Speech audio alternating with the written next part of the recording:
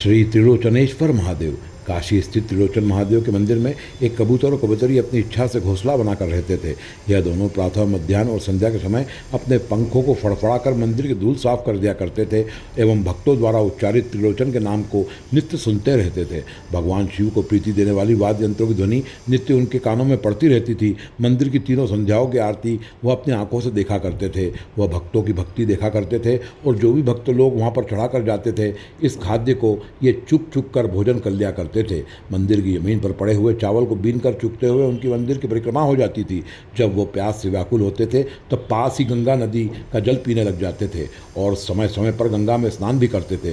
यह साधु प्रवृत्ति के दोनों पक्षियों ने बड़ा ही लंबा समय उस मंदिर में व्यतीत किया।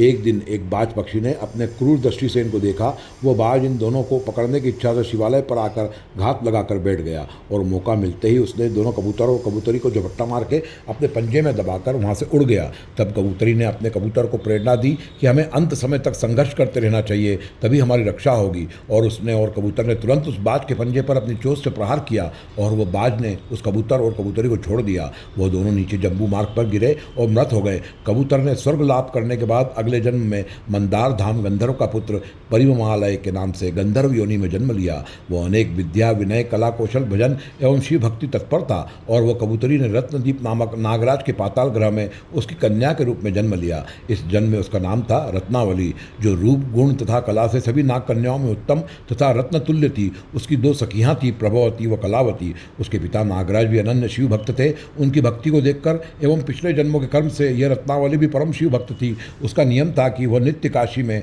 जाकर त्रिलोचन के दर्शन करके ही वह मौन त्यागती थी। नियम पूर्वक वह अपनी दोनों सखियों के साथ काशी में त्रिलोचन की आराधना करके घर लौटती और भगवान शिव के अलग अलग स्वर में गायन, वादन और नृत्य से उनकी पूजा अर्चन करती थी। तीनों कन्याएं प्रसन्न मन से वीणा, वेणु, मदंग वादन करके भगवान त्रिलोचन की आराधना नियम पूर्वक रोजाना करती थी। एक बार चतुर्थी तिथि के प्रातः काल में काशी में स्थित शुभ पिलिपिला तीर्थ में स्नान करने के बाद भगवान त्रिलोचन की इन तीनों ने आराधना करी और वहीं निद्रा के वश होकर ये सो गईं। तभी भगवान शिव देवी पार्वती के साथ में वहाँ आते हैं और उन तीनों कन्याओं को उठाते हैं। जैसे ही उठकर वो अपने सामने भगवान शिव और माता पार्वती को देखती हैं, तीनों बड़ी आश्चर्यचकित हो जाती हैं और अपनी आंखें मलते हुए भगवान शिव का स्तवन करने लग जाती हैं। वह कहती हैं, नमस्तुभ्यम नमस्तुभ्यम नमस्तुभ्यम नमो नमः त्रिलोचनः नमस्तुभ्यम त्रिविष्टप नमस्तुते।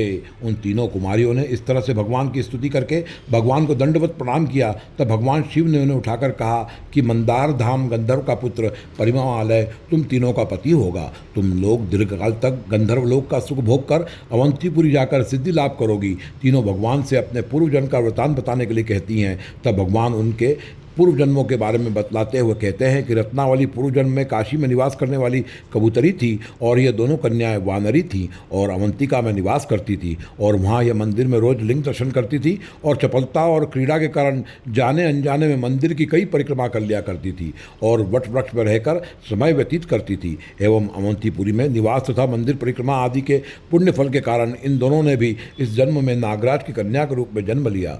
अब यह तीनों विद्याधर कुमार की पत्नी के रूप में पाकर स्वर्गीय भोगों को भोगेंगी और फिर अवंतिकापुरी में निवृत्ति प्राप्त करेंगी। जो अवंतिकापुरी में तनिक भी शुभ कर्म करते हैं उनको मेरी कृपा से मुक्ति लाभ होता है। अतः सर्वयत्नपूर्वक अवंतिका में त्रिलोचन का पूजन करना चाहिए। यह कहकर भगवान शिव अंतर ध्यान हो गए। तत्पश्चात तीनों कन्याओं ने समस्त वृतांत अपने पिता नागराज को बताया। फिर नागराज ने उन तीनों कन्याओं का विवाह गंधर्वराज परिवमालय से किया। सबने गृह प्रवेश के समय त्रिलोचन के महात्म्य का वर्णन किया। तत्पश्चात गंधर्वराज परिवमालय तीनों नाग कन्याओं के साथ विपुल सुख अनुभव करके अपने साथ अवंतिकापुरी आए और महाकाल वन में स्थित त्रिलोचन का दर्शन पूजन किया। वह सुमधुर गीत गायन तथा अवंतिका का स्मरण करते हुए लिंग में ही लीन हो गए। जो व्यक्ति श्री त्रिलोचनेश्वर महादेव का दर्शन करते हैं उनको भगवान शिव समस्त सिद्धियां एवं भुक्ति मुक्ति प्रदान करते हैं। कलयुग में इस लिंग ने अपनी महिमा को गुप्त कर लिया है। इस लिंग की कथा सुनने वाला भी निष्पाप हो जाता है और उसे परम गति प्राप्त होती है। वर्तमान में यह लिंग उज्जैन के गौतम मार्ग पर नामदारपुरा उर्दूपुरा में स्थित है।